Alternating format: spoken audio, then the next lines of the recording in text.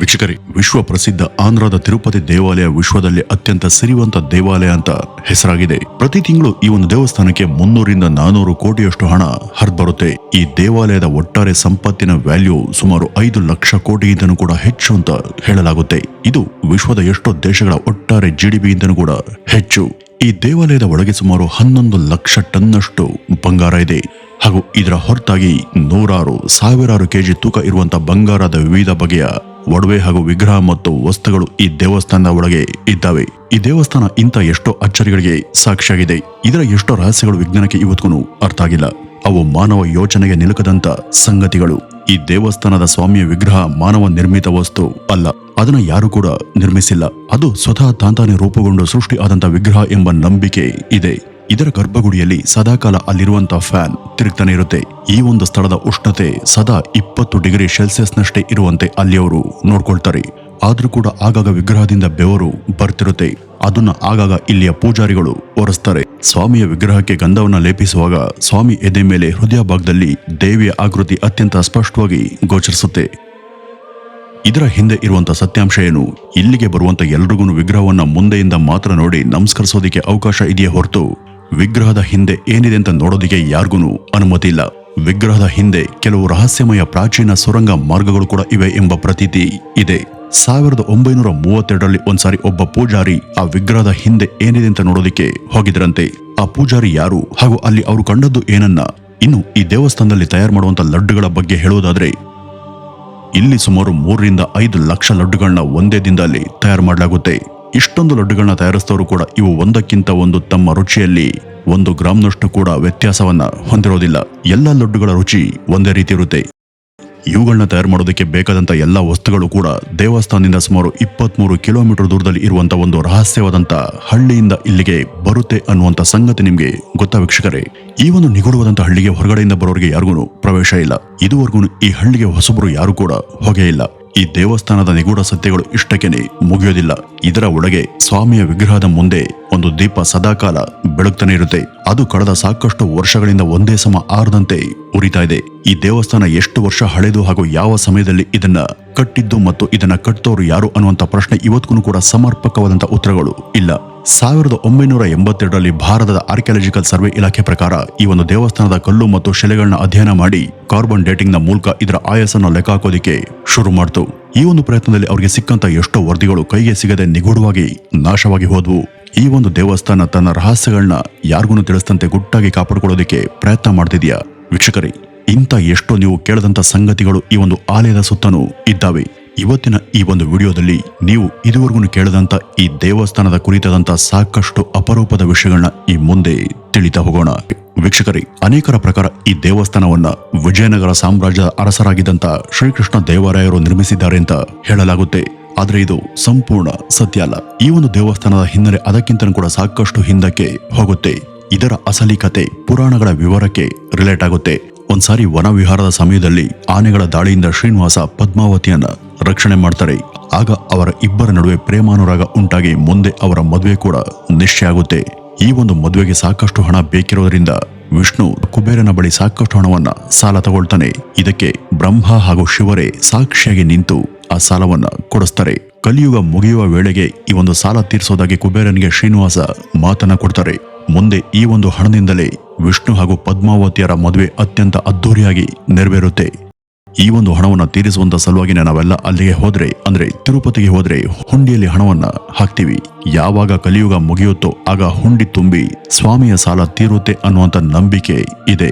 ಮದುವೆ ನಡೆದ ನಂತರ ಈ ಒಂದು ವಿಷಯ ನಾರದರಿಂದ ತಪೋ ನಿರತಳಾಗಿದ್ದಂತ ಲಕ್ಷ್ಮೀದೇವಿಗೆ ಗೊತ್ತಾಗಿ ಆಕೆ ಅಲ್ಲಿಂದ ಬಂದು ಗಲಾಟೆಯನ್ನ ಮಾಡ್ತಾಳೆ. ಆಕೆಗೂ ಮತ್ತು ಪದ್ಮಾವತಿಗೂ ಮಾತಿಗೆ ಮಾತು ಬೆಳೆದು ಶ್ರೀನಿವಾಸ ಅವರಲ್ಲಿ ಯಾರೊಬ್ಬರಿಗೂ ಯಾವುದೇ ಜವಾಬನ್ನ ಕೊಡೋದಿಲ್ಲ. ಆತ ಕಲಿಯುಗದ ಜನರ ಸಂಕಷ್ಟಗಳನ್ನ ತಾನು ನೀಗಿಸೋದಿಕ್ಕೆ ಇದೇ ತಕ್ಕ ಸಮಯ ಅಂತ ಭಾವಿಸಿ ನಿಂತಲ್ಲಿ ಕಲ್ಲಾಗ್ತಾನೆ.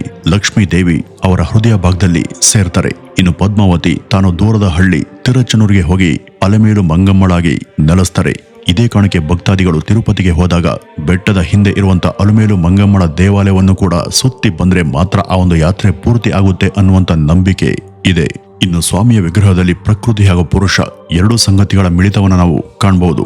ಈ ದೇವಾಲಯದಲ್ಲಿ ಕೆಲವು ವಿಶೇಷ ಸಭೆ ಉತ್ಸವಗಳಲ್ಲಿ ಹಾಗೂ ಪ್ರತಿ ಶುಕ್ರವಾರ ಮಹಾಮಂಗಳಾರತಿ ಮತ್ತು ನೈವೇದ್ಯದ ನಂತರ ಸ್ವಾಮಿಗೆ ಸೇರೆಯನ್ನು ಕೂಡ ಉಡಿಸಲಾಗುತ್ತೆ. ಇದು ಆತನಲ್ಲಿ ಲಕ್ಷ್ಮೀದೇವಿಯ ಅಂಶ ಬೆರೆತು ಹೋಗಿದೆ ಅನ್ನುವಂತ ಸಂಕೇತ. ಇದು ಪುರಾಣಗಳ ಕತೆ. ಇನ್ನು ಈಗ ಅಲ್ಲಿ ನಮಗೆ ಕಣ್ಣಿಗೆ ಕಾಣುವಂತ ವಿಶಾಲವಾದಂತ ದೇವಸ್ಥಾನವನ್ನ ಕಟ್ಟಿದ್ದು ಯಾರು ಅನ್ನುವಂತ ಪ್ರಶ್ನೆ ನಮ್ಮ ಮುಂದೆ ಬರುತ್ತೆ. ಚರಿತ್ರೆಯ ಕಾಲಘಟ್ಟದಲ್ಲಿ ಆಯಾ ಕಾಲಕ್ಕೆ ಇಲ್ಲಿ ಆಳಿದಂತ ಪ್ರಮುಖ ರಾಜವಂಶಗಳ ಕೊಡುಗೆ ಆ ಆಲಯಕ್ಕೆ ಇದೆ. ಈಗಿನಂತೆ ಯಾವುದೇ ಬಗೆಯ ಸುಧಾರಿತ ತಂತ್ರಜ್ಞಾನ ಅಥವಾ ಆಧುನಿಕ ಉಪಕರಣಗಳು ಇಲ್ಲದಂತ ಆ ಒಂದು ಕಾಲದಲ್ಲಿ ಇಷ್ಟು ಸೂಕ್ಷ್ಮವಾಗಿ ಹಾಗೂ ಎಚ್ಚರಿಕೆಯಿಂದ ಆ ದೇವಸ್ಥಾನವನ್ನ ಅವರಿಂದ ಕಟ್ಟೋದಕ್ಕೆ ಹೇಗೆ ಸಾಧ್ಯವಾಯಿತು ಅಂತ ನಾವು ಅಚ್ಚರಿಯನ್ನ ಪಡ್ತೀವಿ. ಈ ಒಂದು ದೇವಸ್ಥಾನವನ್ನ ಒಂದು ಅಗೋಚರವಾದಂತ ಇಂಟರ್ ಲಾಕಿಂಗ್ ಸಿಸ್ಟಮ್ ನಲ್ಲಿ ಕಟ್ಟಿದ್ದಾರೆ. ಕ್ರಿಸ್ತಶಕ 7 ಮತ್ತು 8ರಲ್ಲಿ ಪಲ್ಲವರು ಬಿಳಿ ನುಣುಪಾದಂತ ಗ್ರಾನೈಟ್ ಕಲ್ಲುಗಳಿಂದ ಇದರ ಬೇಸ್ಮೆಂಟ್ ಅನ್ನ ರಚಿಸಿದ್ರು. ಹಾಗೂ ದೇವಸ್ಥಾನದ ಅಲ್ಪ ಭಾಗವನ್ನ ಕಟ್ಟೋದಕ್ಕೆ ಇವರೇ ಕಾರಣ. ಮುಂದೆ ಉನ್ನತಿಗೆ ಬಂದಂತ ಚೋಳರು ದೇವಸ್ಥಾನದ ರಚನಾ ಕಾರ್ಯವನ್ನ ಮುಂದುವರೆಸ್ತಾರೆ. ಆದ್ರೆ ಈ ದೇವಸ್ಥಾನದ ಸುವರ್ಣ ಕಳಶ ಹಾಗೂ ಗೋಪುರವನ್ನ ಕ್ರಿಸ್ತಶಕ 15ನೇ ಶತಮಾನದ ವಿಜಯನಗರದ ಸಾಮ್ರಾಜ್ಯದ ಅರಸರಾದಂತ ಶ್ರೀಕೃಷ್ಣ ದೇವರಾಯನ ಕಾಲದಲ್ಲಿ ಕಟ್ಟಿದ್ದಾರೆ ಅಂತ ಹೇಳಲಾಗುತ್ತೆ. ಶ್ರೀಕೃಷ್ಣ ದೇವರಾಯರು ವೆಂಕಟೇಶ್ವರನ ಸ್ವಾಮಿಯ ಅತಿ ದೊಡ್ಡ ಭಕ್ತರಾಗಿದ್ರು. ಇವರು ತಮ್ಮ ಆಳ್ವಿಕೆ ಸಮಯದಲ್ಲಿ ಸುಮಾರು 7 ಸಲ ತಿರುಪತಿಗೆ ಭೇಟಿಯನ್ನ ಕೊಟ್ಟಿದ್ರು. ಕ್ರಿಸ್ತಶಕ 1509ರಿಂದ 1529 ನಡುವೆ ಅವರು 7 ಸಲ ಸ್ವಾಮಿಯ ದರ್ಶನವನ್ನ ಮಾಡಿದ್ದಾರೆ.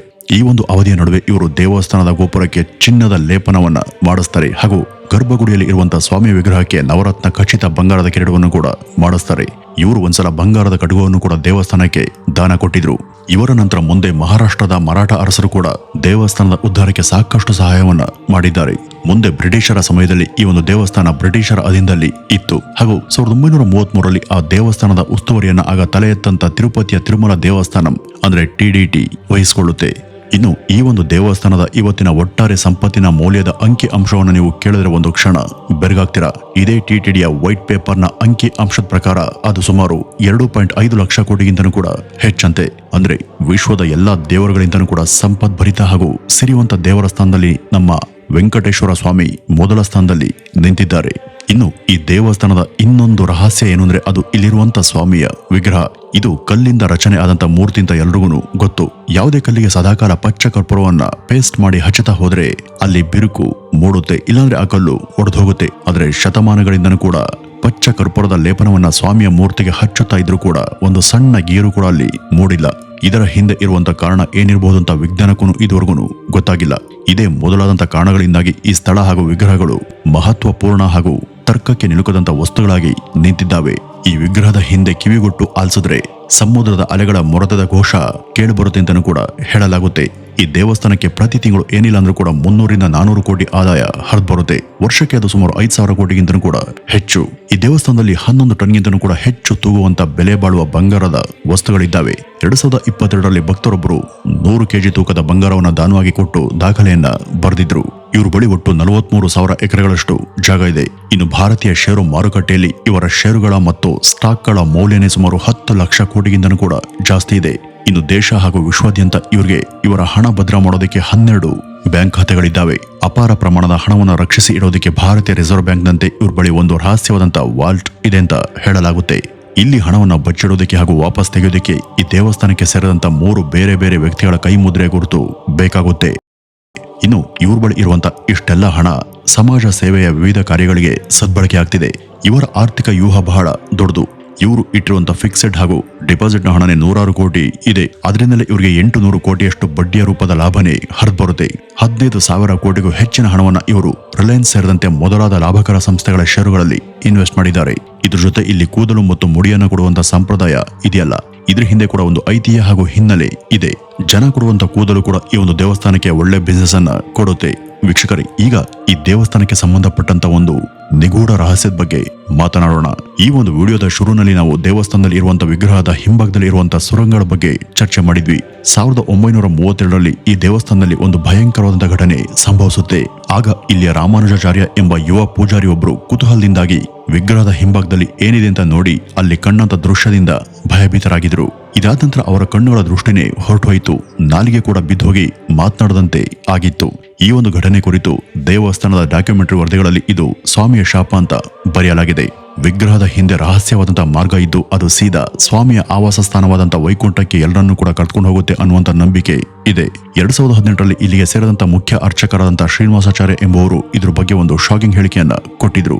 ಒಂದ್ಸಲ ಅವರು ಈ ಗರ್ಭಗುಡಿಯಲ್ಲಿ ರಾತ್ರಿಯ ಸಮಯದಲ್ಲಿ ಒಬ್ಬರೇ ಇದ್ದಾಗ ವಿಗ್ರಹದ ಹಿಂದೆ ಯಾರೋ ಉಸಿರಾಡ್ತಿರುವಂತೆ ಅವರಿಗೆ ಭಾಸವಾಗಿತ್ತು. ಹಾಗೂ ಅಲ್ಲಿ ಯಾರೋ ಇದ್ದಾರೆ ಅಂತ ಅನ್ಸೋದಕ್ಕೆ ಶುರುವಾಗಿದ್ದು ಅಂತ ಅವರು ಹೇಳಿದ್ರು. ಇಷ್ಟೇ ಅಲ್ಲ, 2005ರಲ್ಲಿ ಒಮ್ಮೆ ಒಬ್ಬ ಪೂಜಾರಿಗೆ ಆ ಒಂದು ಜಾಗದಲ್ಲಿ ನೀಲಿ ಬಣ್ಣದ ಬೆಳಕು ಗೋಚರವಾಯಿತು ಅಂತ ಕೂಡ ಅವರು ಹೇಳ್ಕೊಂಡಿದ್ದಾರೆ. ಇನ್ನು ಇಲ್ಲಿರುವಂತಹ ಸುರಂಗಗಳ ಸಂಗತಿನ ಪಕ್ಕಕ್ಕೆ ಇಟ್ರೆ ಇಲ್ಲಿ ನಮ್ಗೆ ಎದುರಾಗುವಂತ ಇನ್ನೊಂದು ವಿಚಿತ್ರ ಅಂದ್ರೆ ಗರ್ಭಗುಡಿಯ ಒಳಗೆ ತಿರುಗುವಂತ ಫ್ಯಾನ್ಗಳು. ಇವು ಸದಾಕಾಲ ತಿರುಗ್ತಾನೆ ಇರ್ತವೆ, ಏಕೆಂದ್ರೆ ವಿಗ್ರಹದ ಮೈ ಮೇಲಿಂದ ನಿಗೂಢವಾದಂತ ಹೊಗೆ ಬರುತ್ತೆ ಹಾಗೂ ವಿಗ್ರಹ ಸದಾ ಬೆವರ್ತಾ ಇರುತ್ತೆ. ಅದನ್ನ ಗಂಧ ಸೇರಿದಂತೆ ಮೊದಲಾದ ವಸ್ತುಗಳಿಂದ ಪೂಜಾರಿಗಳು ನಿತ್ಯ ಒರೆಸ್ತಾರೆ.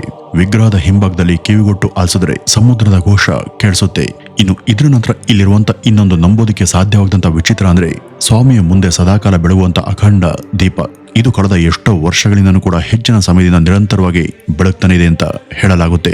ಇನ್ನು ಇಲ್ಲಿ ಸ್ವಾಮಿಗೆ ಅಲಂಕಾರದ ಹಾಗೂ ನೈವೇದ್ಯಕ್ಕೆ ಬಳಸುವಂತ ಎಲ್ಲಾ ವಸ್ತುಗಳು ಕೂಡ ದೇವಸ್ಥಾನದಿಂದ ಸುಮಾರು 23 ಕಿಲೋಮೀಟರ್ ದೂರದಲ್ಲಿ ಇರುವಂತಹ ಒಂದು ರಹಸ್ಯವಾದಂತಹ ಹಳ್ಳಿಯಿಂದಾನೇ ಇವತ್ತಿಗೂ ಬರ್ತವೆ. ಆದ್ರೆ ಈ ಹಳ್ಳಿ ಯಾವುದು, ಅದರ ಹೆಸರೇನು, ಅದು ಎಲ್ಲಿದೆ ಅನ್ನೋದು ಮಾತ್ರ ಯಾರಿಗೂ ಗೊತ್ತಿಲ್ಲ. ಭವಿಷ್ಯ ಪುರಾಣದ ಪ್ರಕಾರ ಕಲಿಯುಗ ಮುಗಿಯುವಂತ ಸಮಯದಲ್ಲಿ ಈ ಒಂದು ದೇವಸ್ಥಾನ ಮತ್ತು ಬೆಟ್ಟದ ಮಧ್ಯದಿಂದ ಒಂದು ಶಕ್ತಿಶಾಲಿ ಬೆಳಕು ಬಾಹ್ಯಾಕಾಶಕ್ಕೆ ಕೆಲವು ನಿಮಿಷಗಳ ಕಾಲ ಚಿಮ್ಮುತ್ತೆ ಅಂತ ಹೇಳಲಾಗುತ್ತೆ. ಆಗ ಆ ಒಂದು ಆಲಯದಲ್ಲಿ ಇರುವಂತ ಸ್ವಾಮಿಯ ವಿಗ್ರಹ ಬೇರೆ ರೂಪವನ್ನ ಪಡೆಯುತ್ತೆ. ಇದುವರೆಗೂ ಇಲ್ಲಿ ನಡೆದಂತ ಎಲ್ಲಾ ಸಂಶೋಧನೆಗಳು ಕೂಡ ಬೆಟ್ಟದ ಮತ್ತು ಆಲಯದ ಕೆಳಗೆ ಯಾವುದೋ ಒಂದು ಸಜೀವ ಶಕ್ತಿ ಎಲ್ಲ ಕ್ರಿಯೆಗೂ ಸೂಕ್ತ ರೀತಿಯಲ್ಲಿ ಸ್ಪಂದಿಸುತ್ತಿದೆ ಅನ್ನೋದನ್ನ ಸ್ಪಷ್ಟೀಕರಿಸುತ್ತೆ.